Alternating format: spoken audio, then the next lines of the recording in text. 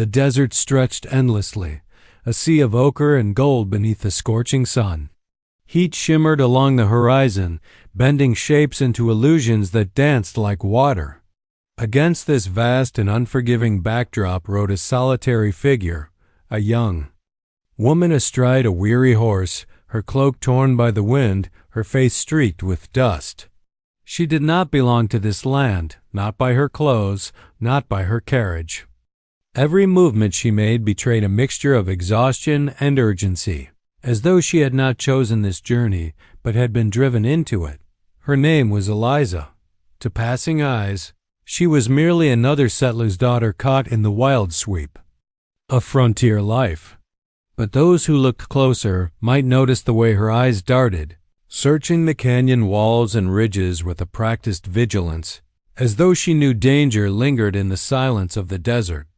She carried not just herself but a burden, a secret wrapped tightly within her, one that could not remain hidden forever.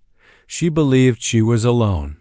That belief did not last long. High above her on a ridge, shadowed by the rising sun, an Apache warrior watched her progress. He had been following her trail for more than a day, tracking the prints of her horse across dry sand, the occasional scrap of cloth caught in mesquite thorns. His name was Taza, and to his people he was known for two things: his unyielding discipline and his sharp perception. Few travelers crossed his land without his knowledge, and fewer still did so unnoticed. At first, she had seemed like any other intruder, careless, vulnerable, a trespasser unaware of boundaries. Yet the longer he observed her, the more unsettled he became. There was something in the way she carried herself, not fear, but guarded strength. Not ignorance, but determination. She was not simply lost. She was running toward something, or perhaps away from it. When the moment came, it was swift and silent. Her horse stumbled against a patch of uneven ground, forcing her to dismount and lead it forward on foot. She tugged gently at the reins, murmuring softly to calm the beast, when a shadow fell across her path.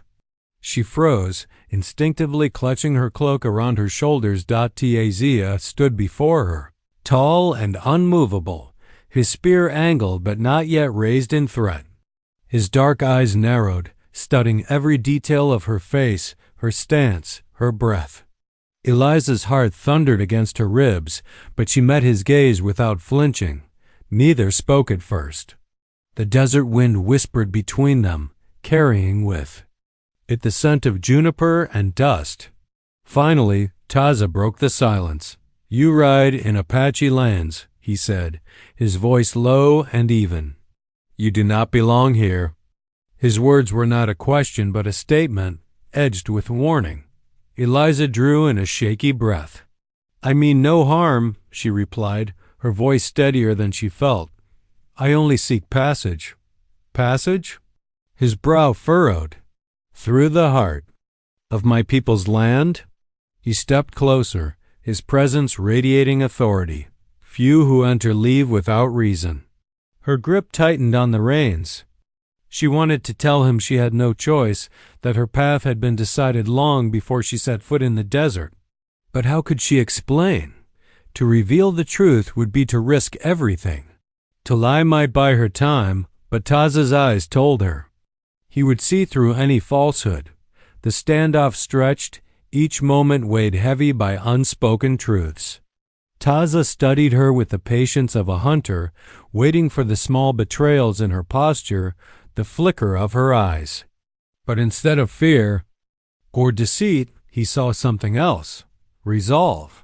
For the first time, uncertainty brushed against his instincts. Who was this woman who traveled alone across a land that devoured the unprepared? And why did she seem less like a trespasser and more like someone answering an unseen call? The desert held its breath around them. In that suspended moment, the encounter between Eliza and Taza became more than chance. It was the beginning of an unraveling, the crossing of two fates bound by secrets neither yet understood.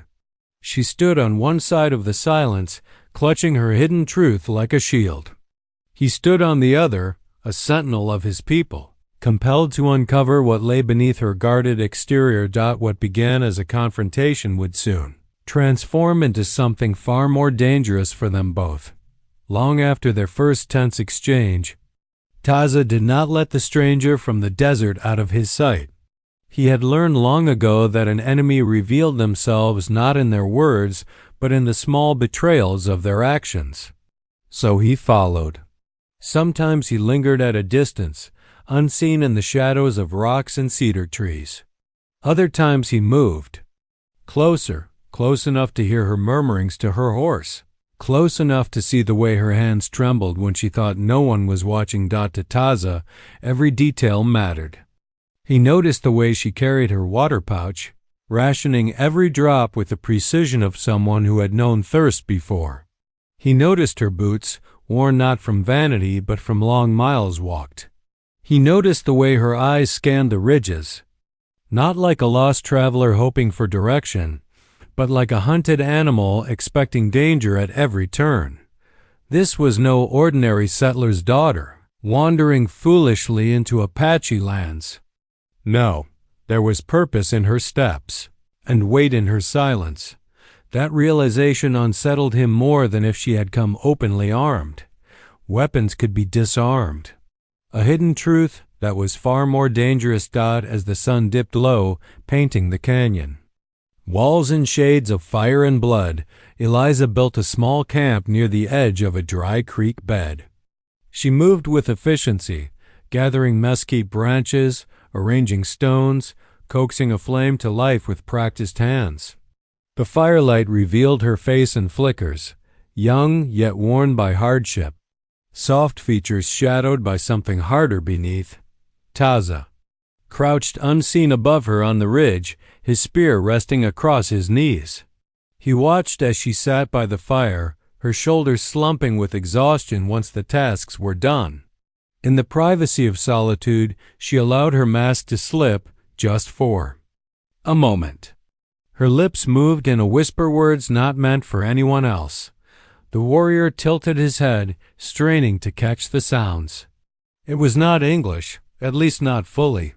Fragments of Apache words slipped into her murmurs, clumsy yet unmistakable. His chest tightened. How could this woman, who claimed to be an outsider, know the tongue of his people? And more than that, why did her words sound less like mimicry and more like remembrance? The fire crackled. The desert night grew colder. Still, Taza remained. His dark eyes fixed on her. He thought of his people, of the stories told around council fires, warnings of those who came in disguise, carrying secrets like poisoned blades. His duty was to protect the tribe, to unmask any threat before it could take root. And yet, as he studied her weary form, he felt no malice. What he sensed instead was sorrow, heavy and buried deep. A warrior's heart was trained to dismiss such things. Pity was weakness, compassion a snare. But Taza had learned, too, that truth often revealed itself not in strength, but in vulnerability. And what he saw in her vulnerability unsettled him more than any show of force could.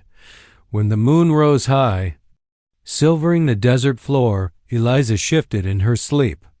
The hem of her dress slid against her skin, rising just enough to reveal a faint pattern etched on her leg. Taza's eyes narrowed. It was not a wound, nor the careless doodle of a restless hand. No, these were marking symbols inked into her flesh. His breath caught. They were patterns he recognized, though faded with time. Sacred symbols carried only by his people, reserved for bloodlines and ceremonies older than memory. For the first time since he had begun his watch, Taza's discipline wavered. The world seemed to tilt, the desert around him holding its breath. Who was she really? The questions burned hotter than the fire she had built. He could not look away, now not until he uncovered the truth. That night, the warrior did not sleep. He remained perched above the camp, silent and watchful, every muscle taut. The woman below had become more than a trespasser, more than an intruder.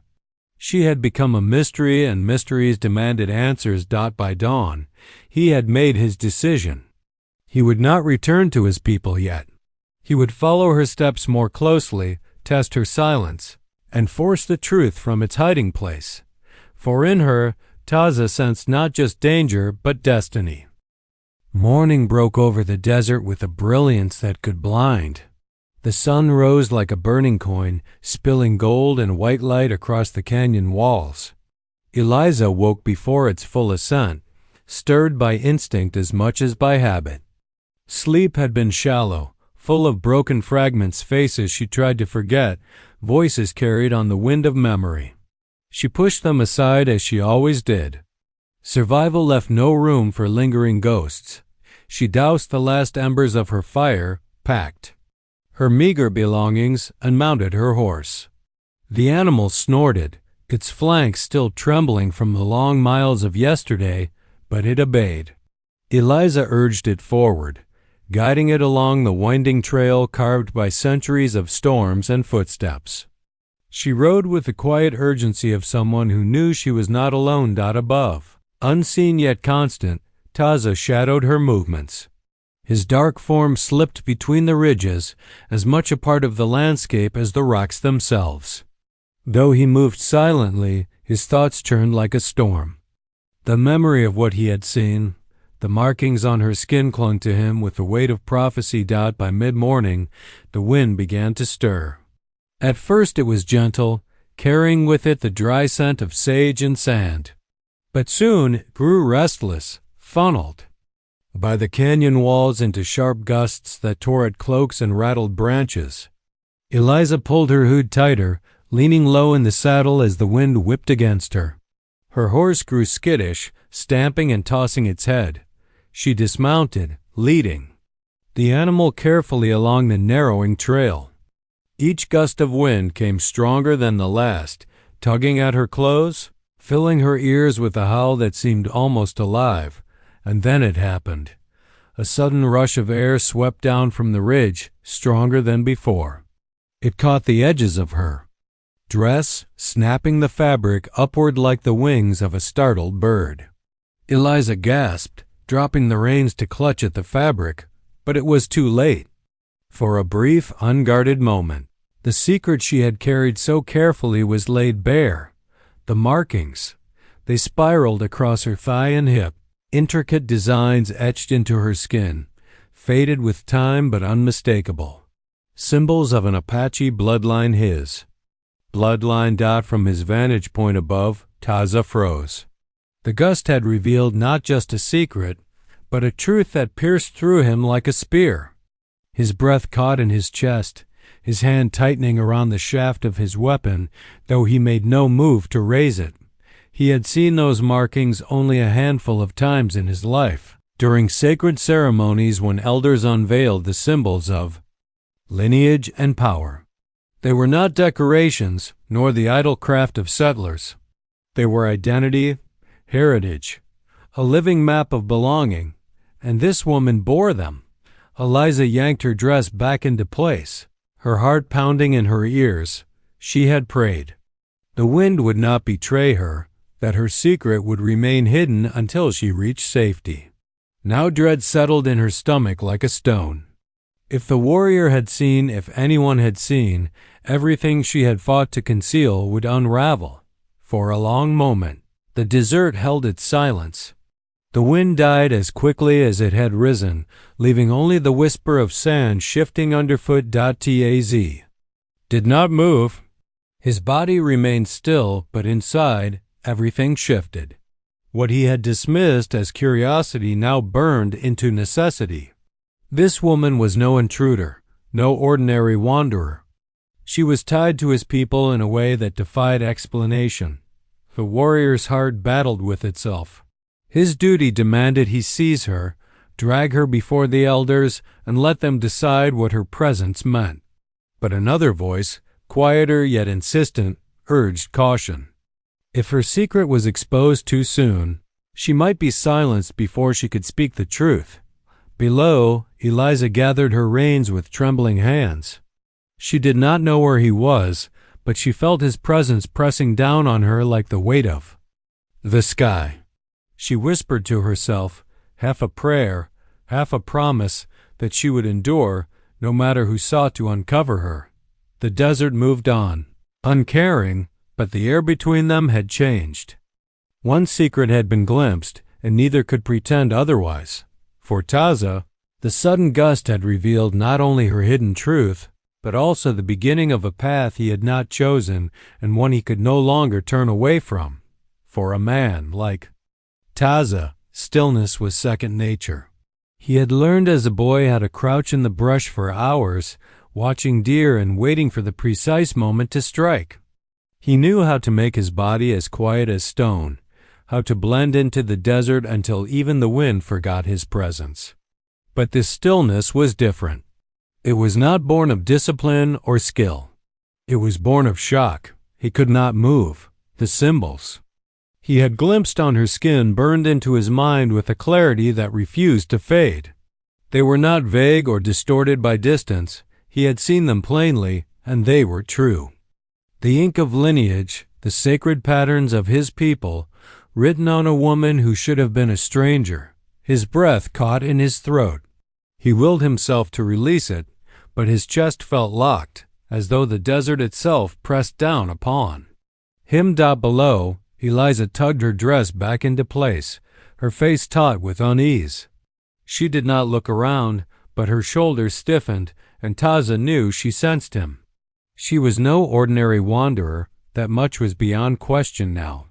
She was someone who had lived too long with secrets and danger not to feel the eyes of another upon her. Taza's hand clenched around his spear. His first instinct was to reveal himself, to demand an explanation, to drag the truth from her lips. But another instinct deeper, more ancient, kept him rooted where he stood. The markings were sacred. They did not lie. And yet everything about this woman contradicted them. Her clothing, her accent, the way she stumbled in her tongue when she whispered Apache words to the night. She was both outsider and kin, intruder and daughter. It made no sense. And because it made no sense, Taza froze. The warrior who had charged fearlessly into battles, who had faced enemies with arrows drawn and blood boiling, now stood paralyzed by the sight of a secret carried on the skin of a woman. Eliza guided her horse forward again, careful not to rush, careful not to betray the storm racing inside her. Her hands trembled only once when she thought of what it would mean if he had seen. She did not know exactly where the warrior lingered, but she felt him. The Apache were masters of silence, and yet their presence always had weight. Her chest ached with the familiar fear of discovery. She had kept her markings hidden for so long, covered them with cloth, wrapped her life in lies, all to avoid the fate that now pressed in around her. But fate was a thing that could not be hidden forever. Taza tracked her steps, his body finally loosening though his mind remained locked. He followed her down the narrow trail, but not with the same detachment as before. Every movement of hers seemed magnified, every gesture heavy with possibility. At last, when the trail widened into a stretch of flat stone, he descended from his vantage point. His moccasins made no sound against the rock, but when he stepped into her path, Eliza's breath hitched. She stopped. Slowly she turned to face him. The silence between them was heavier than words. Taza's eyes did not stray from hers, though the memory of the markings tugged at his thoughts. He said nothing at first. The discipline of years demanded restraint, demanded he speak only when certainty outweighed confusion. Yet his silence was an answer in itself, an acknowledgement that what he had seen had changed everything. You carry something not meant to be carried by strangers, he said at last, his voice low and edged with disbelief. Eliza's lips parted, but no words came. Her heart thundered, her mind scrambling for lies, for explanations, for anything that might delay what could not be delayed. She swallowed hard, forcing her voice steady. I told you, she said. I mean no harm. Taza's jaw tightened. meaning no harm does not explain what is written on your skin. Her eyes widened before she could stop herself, the smallest crack in her armor. That was all it took to confirm his suspicion. He had not imagined it. The symbols were real, and she knew their weight. The desert wind stirred again, softer now, brushing dust across their feet. Taza stood like a stone in the storm, but inside he was anything but solid. His world had shifted. His beliefs, his duty, his understanding of friend and foe all trembled in the face of a woman whose hidden truth was no longer hidden. And though the warrior's body had thawed from its freeze, his spirit remained caught in that moment of revelation, teetering on the edge of decision. Eliza had always known the day would come when her secret could no longer remain hidden. She had prayed for time, more days, more miles, more excuses, but the desert had betrayed her with one careless gust of wind. Now the warrior's eyes burned into hers, sharp and unyielding, and she felt the fragile wall of her deception crack. For a long moment, she tried to hold the silence, clinging to the hope that denial might still shield her. But Taza's stare cut too deeply, stripping her of the lies she had rehearsed so many times. His voice, quiet yet heavy, had already named the truth. What is written on your skin is not for strangers. Her lips trembled as she drew in a breath. The words that followed felt like stones torn from her chest. I am not who you think I am. The warrior's expression did not shift, but the faint tightening of his grip on his spear betrayed the tension winding through him. His silence demanded she continue. My mother. Eliza faltered, her throat tightening. Memories surged, half remembered. Lullabies sung in a language she had not understood as a child. The warmth of arms that vanished too soon. Whispers about dangers that chased them through the night. She was not from the world I was raised in. She was one of yours. The admission seemed to echo against the canyon walls, swallowed by the wind yet hanging between them with uncheckable weight. Taza's brows furrowed, though he remained otherwise motionless. His heart pounded with a rhythm he did not show. Her claim was not impossible, yet it was dangerous. Outsiders often told stories, weaving false kinship to gain trust. But the markings he had seen were not stories. They were truth etched in blood and ink.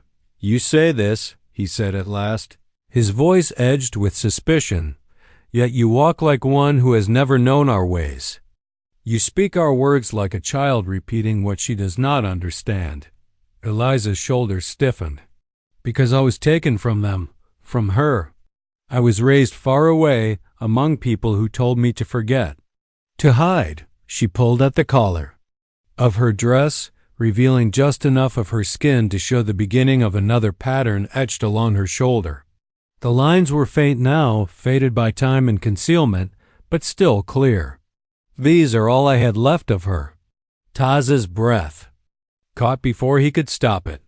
The markings were no longer chance. They were many. A chain of symbols, each one a piece of history scattered across her body, like fragments of a story half told. Eliza let her hand fall, pulling her dress back into place as if ashamed. Her voice softened, edged with weariness. I don't know their meaning. I don't know why she marked me before she was gone, but I know they are real, and I know they belong to your people. The warrior's silence stretched. His mind raced with the weight of what stood before him. If her words were true, then she was not only a trespasser but kinblood bound to the tribe in ways the elders would not ignore. But if her words were false, then she was a danger greater than any settler or soldier, using sacred knowledge to weave deceit. You speak of belonging, Taza said slowly, yet you carry no proof but scars on your skin. Why come here now? Why reveal yourself? In this land? Eliza's eyes flickered with pain, as though the question pierced deeper than any blade. She looked away, her voice breaking. Because I have nowhere else to go, and because someone must know the truth of me before others find me first. The honesty in her tone struck him more sharply than her confession. There was no bravado, no cunning calculation, only desperation. Taza lowered his spear slightly, though not completely. "You carry danger with you," he said, his voice rough. "Whether you know it or not, I know." Eliza's gaze returned to him, steady, now despite the fear in her chest. "But I would rather face it here with you than keep running." The wind shifted again, softer now, brushing against them like the desert itself was listening. Taza did not answer. He only studied her, torn between duty and something he could not yet name. Her revelation had shattered the silence between them, and in its place stood a truth neither could ignore. She was no longer a stranger. She was a question and perhaps an answer. The desert had always given Taza clarity. Out on the open sands, where every shadow held meaning and every sound carried weight, decisions came sharp and sure. But now, standing before this woman who bore his people's markings, clarity abandoned him. His instincts, those hard-won lessons that had guided him through countless hunts and battles, pulled in opposite directions, leaving him torn in ways he had never known. Eliza stood quietly across from him, her eyes still fixed on his. She had spoken her truth, or at least enough of it to shake the foundations of his certainty. Her words lingered in his mind, weaving themselves into the silence. "I have nowhere else to go." Duty roared in his chest like a drum. He was Apache, a warrior bound to protect his people above all else. That meant guarding their lands, their secrets, their bloodlines. Outsiders were threats, no matter how fragile they appeared. The right path, the one his elders would demand, was simple. Take her to the council, let the leaders decide if she was kin or danger. It was not his place to decide. And yet, Taza's gaze drifted again to the faint lines she had revealed. The markings were not crude copies, not the kind of trick an outsider could conjure. They were deliberate, intricate, each curve carrying the weight of meaning. He could not deny what his own eyes told him, but more than the ink, it was her voice that unsettled him. She had not spoken like a deceiver. She had spoken like someone carrying a wound carved not into her flesh but into her life. And though he wanted to harden his heart against her, part of him recognized that wound. He too had known what it meant to be torn between worlds, between the demands of tradition and the pull of something unspoken. The warrior's silence stretched long, until Eliza finally lowered her gaze. She turned slightly, as though preparing to mount her horse again, but her voice broke the stillness. "If you mean to take me back to your people," she said quietly, "then do it. I won't fight you. But know this, if they see me, if they see these marks, they won't listen. They'll fear what they don't understand, and fear can kill faster than arrows." Her words struck deeper than he expected. She was right. His people had suffered too many betrayals from outsiders. Their patience was thin, their judgment swift. A woman bearing their sacred markings yet raised among foreigners would be met not with curiosity but with suspicion, and suspicion often ended in blood. Taza's jaw tightened. His duty demanded obedience, but his spirit resisted. To drag her before the council was to deliver her to judgment she might not survive. To let her go was to abandon the truth and perhaps endanger his people. Both choices carried risk. He stepped closer, his shadow falling over her. "You ask me to trust your words, but trust is not given lightly among my people. Why should I risk the lives of many for the secret of one?" Eliza lifted her chin, her voice steady now despite the fear in her eyes. "Because I never asked you to risk them. I only ask you to see me for what I am, not what they will call me. If you believe me false, then leave me here. The desert will finish what fear begins. But if you believe there is truth in me—" Her breath caught, but she forced the words out. Then protect it, at least until I can understand what I carry. Her plea cut through him more sharply than any blade. Protect her? To do so would be to defy the very laws that bound him. But to abandon her when fate had placed her in his path felt like its own betrayal. The canyon seemed to close in around him, the weight of generations pressing down. He could almost hear the voices of his ancestors, stern and unyielding, urging him to uphold the path of tradition. Yet another voice stirred within him, quiet but insistent, the voice that had made him pause when he first saw her, the voice that had frozen him when the wind revealed her markings. Taz's hands flexed at his sides. His choice was not yet made, but he knew one truth with absolute certainty. His life had already been bound to hers, whether he willed it or not. The canyon was silent but for the restless wind, curling through the rocks like a whisper of judgment. Taza stood with his spear gripped tightly in his hand, staring at the woman who had upended the order of his world. In her eyes he saw no deception, only exhaustion and a stubborn flicker of resolve. And still, his mind wrestled with the question that pressed harder with each breath: duty or instinct? The path of duty was clear. Take her to the elders. Let them see the marks on her skin. Let them decide if she was kin or fraud. That was the way of his people. He was a warrior, not a judge. His task was not to weigh truth but to deliver it, to those with the wisdom to decide. That path would honor his oath. It would keep him blameless, but it would also condemn her. He could already see how the council fire would burn in their eyes, how suspicion would curl their voices into knives. His people had endured too much betrayal at the hands of outsiders, too many promises shattered, too many treaties stained with lies. They would not hear her voice.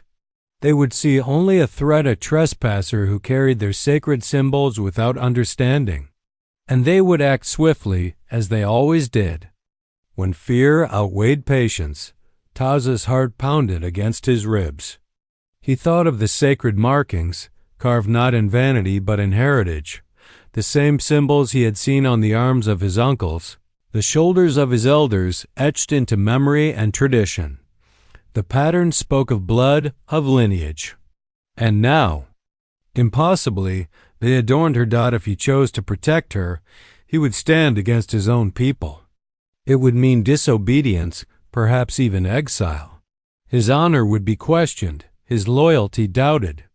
To shelter her would make him a shield against the very tribe he was sworn to defend. Yet when he looked at Eliza, standing before him with her cloak pulled tightly around her, he could not ignore the truth pulsing in his chest. She was not an invader. She was not a deceiver. She was someone lost, someone burdened with a history she barely understood, someone who had carried her secret through loneliness and fear because she had no other choice. And fate, in its strange cruelty, had delivered her to him. Eliza's voice broke the silence, soft but unwavering. You don't have to decide for me.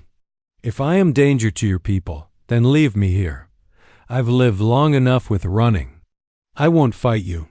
Her words cut deeper than if she had begged. There was no desperation in them, only resignation. It was as if she had already prepared herself to die here, beneath the desert sun. Taza exhaled slowly, his grip on the spear loosening. He stepped closer until only a breath separated them. His eyes searched hers, looking for the faintest flicker of falsehood. He found none. No, he said at last, the word heavy with finality.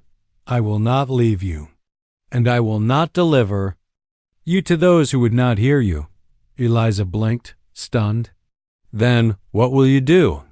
Taza straightened, his voice steadier now, though inside his heart still battled with the weight of his choice. I will protect you, for now, until I know why fate has written my people's symbols upon your skin. Her breath caught, relief and fear mingling in equal measure. She had expected judgment. She had not expected mercy. The decision settled over him like a mantle, heavy yet strangely certain. Taza had made his choice. He would defy the simple path of obedience, even if it meant standing against his own. His loyalty to his people had not wavered, but now it demanded something greater than blind adherence. It demanded wisdom. It demanded patience. And perhaps it demanded trust in the unknown. The desert wind surged again, carrying with it a low moan through the canyon. It felt almost like acknowledgement, as though the land itself had marked the moment. Eliza lifted her gaze to his, her voice unsteady. Why? Why risk yourself for me? Taza hesitated, then spoke the truth as he felt. Because your secret is not only yours. It belongs to my people as well, and until I know what it means, I cannot abandon it. Or you. For the first time since their paths had crossed, Eliza's eyes softened. Gratitude shimmered there, but also something else, something unspoken, fragile, and dangerous. Taza turned his gaze away, fixing it on the horizon. Come, he said. The mountains will give us shelter. But beyond them, we will face what comes together. And so the choice was made. The decision had been made, but the weight of it did not ease from Taza's shoulders. If anything, it grew heavier with every step he took beside Eliza. The desert stretched before them, vast and merciless, yet it no longer felt like empty land. It had become a road uncertain, perilous, but a road nonetheless. Eliza walked with her horse at her side, her posture stiff, her eyes fixed on the ground as though each step was a question she had no answer for. She had expected judgment, even death, but instead she had been given something far stranger, protection. She did not know if she trusted it, not fully, but it was more than she had hoped for when the wind betrayed her secret. Silence lay thick between them as they moved, broken only by the soft crunch of boots against sand and the snort of the weary horse. For Eliza, the silence was a shield, a moment to breathe after the storm of revelation. For Taza, it was a battlefield. His mind warred with itself, turning her words over and over, weighing his choice against the voices of his ancestors and the expectations of his people. At last, when the canyon gave way to open plain, Taza spoke. The mountains are 3 days' walk. They will shelter us from eyes that would follow. His tone was clipped, practical, but underneath was a current he could not hide.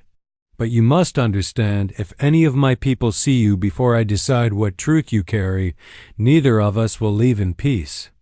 Eliza nodded slowly. I understand. I've lived with danger too long not to. Her voice softened. But I thank you for not leaving me. The words stirred something in him he did not want to name. He gave no reply, only quickened his pace, though inside he felt the sharp pull of a bond forming despite his resistance. As the sun arced high, they stopped to rest beneath the meager shade of a sandstone outcrop. Eliza sat with her knees drawn close, watching Taza as he scanned the horizon with the vigilance of a hawk. His presence was both a comfort and a reminder. Comfort because she was no longer alone. Reminder because her safety now rested on the thin edge of his choice. Finally, she broke the quiet. Do you believe me? Taza's eyes flicked to her, then back to the horizon. I believe what I saw. The markings do not lie. But belief in you, he paused, searching for words. That will take more than symbols. Eliza accepted his honesty with a small nod. She could not blame him. She barely believed in herself half the time, barely understood the story etched into her own skin. But his answer, blunt as it was, gave her a spark of something she had not felt in years, the chance to prove herself. As twilight crept across the land, painting the sky in bruised purples and fading gold, they resumed their journey. The desert cooled, the night wind whispering against their faces. For the first time since leaving her campfires behind, Eliza felt the stirrings of something other than fear. It was not hope, not yet, but possibility. Taza, too, felt the shift. He had chosen to protect her, and with that choice came a path he could not walk backward from. Every step carried him further from the certainty of his people's laws and deeper into the uncertainty of fate. He did not know what answers the mountains would yield, nor what truth she would reveal in time. But he knew this. His life and hers were now bound, and destiny had little interest in whether he welcomed it or not. When the first stars pierced the darkening sky, Eliza glanced at him. "Whatever comes," she said softly, almost to herself. "I'll face it." Taza heard the words, though he did not answer. Instead, he let the silence stretch, a silence that was no longer cold but shared. In that silence, beneath the endless desert sky, the first threads of something fragile began to weave between them. Not yet trust, not yet kinship, but the beginning of both. Together they walked toward the mountains, toward the unknown, toward the new path carved not by choice alone, but by destiny's hand.